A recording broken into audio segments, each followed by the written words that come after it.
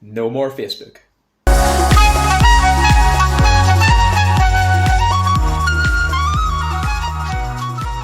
Hi again everyone, welcome back to another video. My name's Rick and my aim is to help you realize the truth that feeling great is your natural state.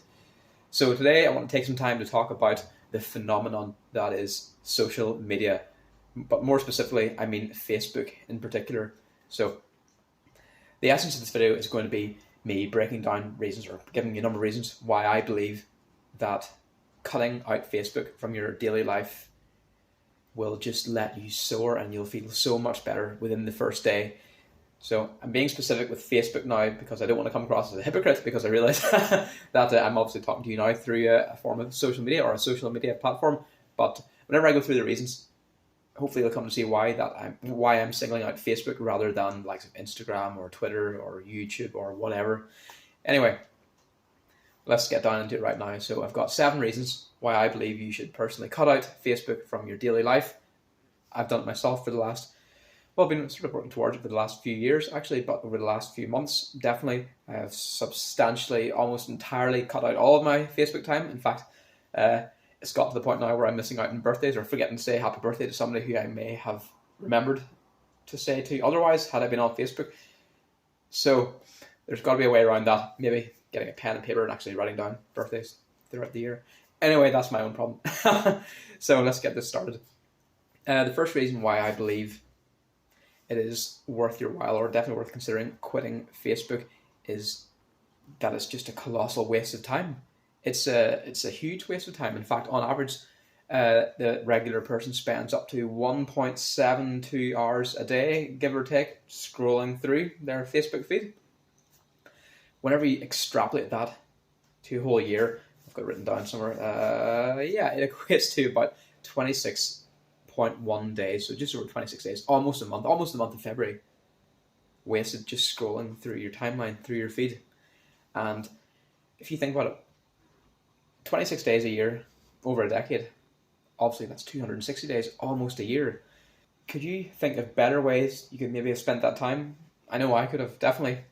And it's what I am doing. I'm constantly accounting for more minutes in the day, or I'm being more consciously aware of how I spend each minute throughout the day. I still lose minutes here and there, procrastinating, not perfect yet, doing other things which aren't conducive to what it is I'm trying to achieve. But by cutting out your daily Facebook scroll, you're freeing up masses of time which you otherwise wouldn't have had. Anyway, that brings me on to my second point. Spending a lot of time on Facebook can lower your self-esteem quite substantially. And whenever I say lower self-esteem, I basically mean, well, you feel bad about yourself. And it's a very simple reason. Maybe you're aware of it, maybe you've thought of it before, maybe not. Anytime you post anything on Facebook, what is it usually? Is it usually something good or something bad? Now, we see a lot of good and bad, positive and negativity on Facebook, but our own friends, they usually post great things that are happening in their lives, such as they're getting married, or they've got a new house, or a new car, or they've got a child on the way, or they've won the lottery. It doesn't matter. It's something really very positive, usually, for them, because they're basically stroking their ego. That's what it's all about. I mean, the only reason people post anything on Facebook is to get the validation from their friends and family and to feel good about themselves, get that dopamine hit, and stroke the ego, essentially. It is just one big, massive ego complex. But what it also does is it makes everybody else, well, not makes everybody else, but it can certainly add up in your mind. Whenever you see all these good things happening to other people, you may feel inferior. You may feel like your life doesn't stack up, that your life is terrible in comparison. So it basically lowers your own self-esteem and reduces your sense of self-worth, which over time will compound and compound and compound to the point where you're really just not that happy at all. I know that's happened to a lot of people, myself included, over the years, but not anymore, seeing as I'm free from it now. Anyway, so that's one, or another big reason, the hit to self-esteem. My third reason sort of follows on from that, in that there is a lot of negativity on Facebook. It's in some places, depending on what post you're commenting on, or what channel, or what page, group, whatever, they can be compared to cesspits of negativity and vitriol, where, like, in particular, political pages where people just clash. I mean, one side accuses the other side of some form of ism, then the other side retaliates with facts, and the other side uses feelings and whatnot. I mean, I used to get very bogged down in left versus right, conservative versus liberal, facts versus feelings, etc. And it is very divisive. It can be hard to rise above it, definitely, no doubt about it. So that's just another reason to either substantially cut down your time on the platform or just abstain altogether.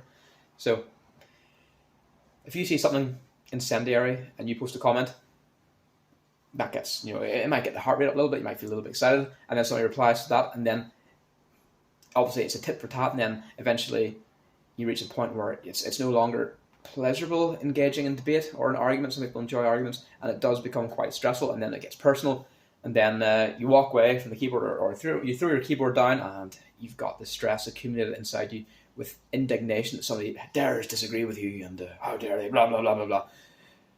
And then that seeps into the rest of your day, or sleep if it's at the end of the day. Anyway, so a lot of negative vibes.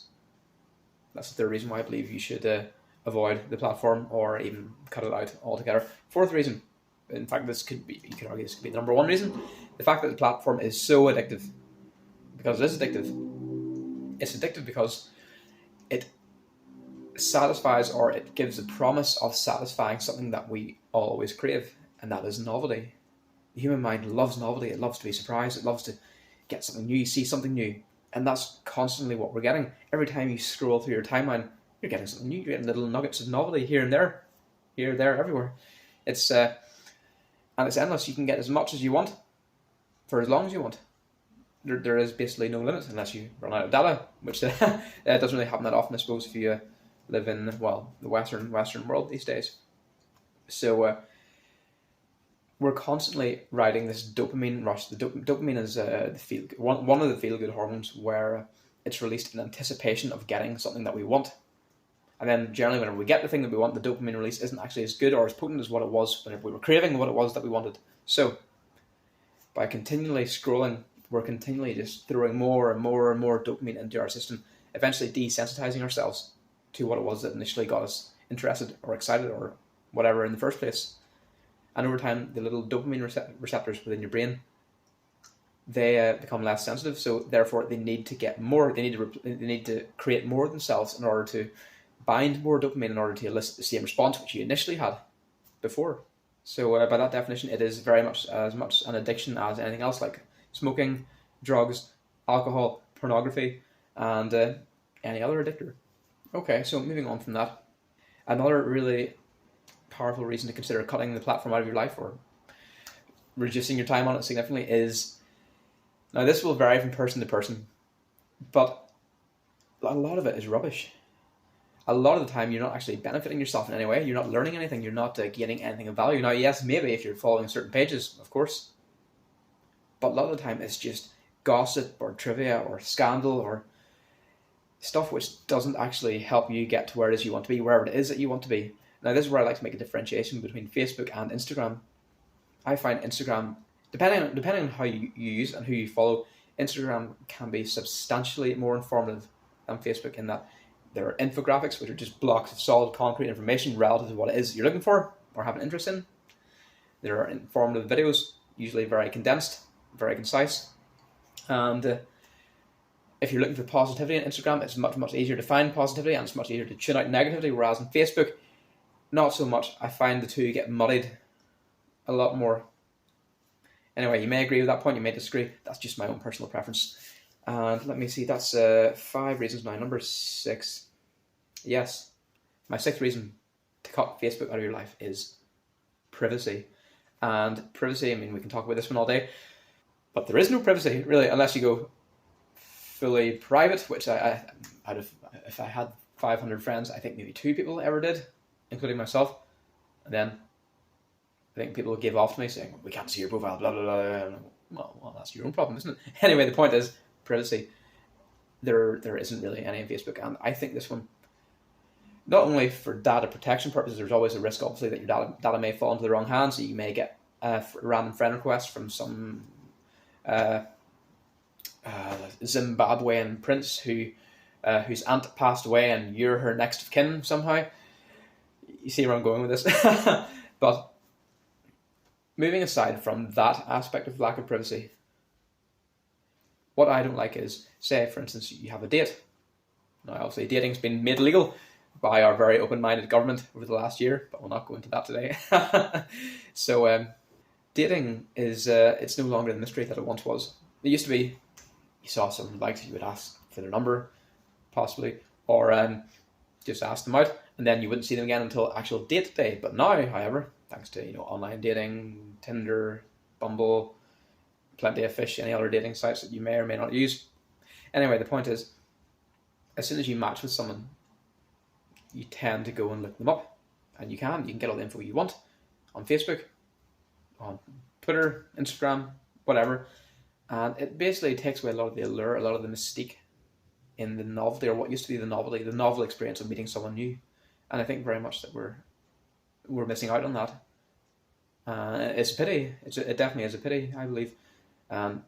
Maybe it'll get better in time as more people wake up to the dangers of social media. I'm not sure, but we'll see.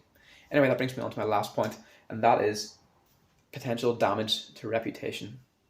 Now, this one is more, I was going to say more professional, as in job prospects, but it's also very much, it can affect you personally as well. Rumors are everywhere, gossip is everywhere, people talk about people. Small minds talk about people, medium-sized minds talk about events, big-minded people talk about ideas.